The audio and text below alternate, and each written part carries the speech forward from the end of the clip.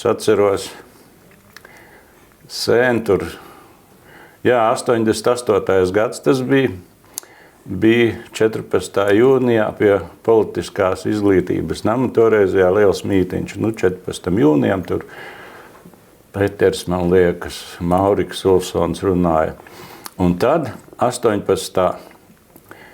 jūnijā 88. gadā bija LKPCK plēnums.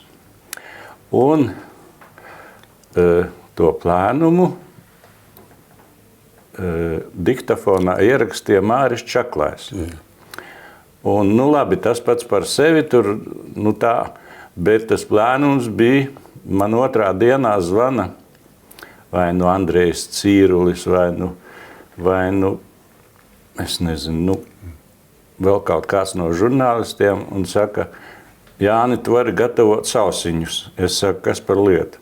Viņi saka, tu drīz tevi brauks arestēt. Es saku, kādā sakarā? Viņi saka, mums plēnuma ieraksts ir.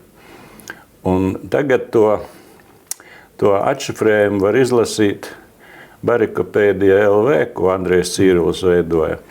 Un es tagad viņu pārskatīju, un tur patiešām Latvijas PSR toreizējais ģenerāla prokurors Dzenītis bija tāds, kurš aizmuka uz Maskavu.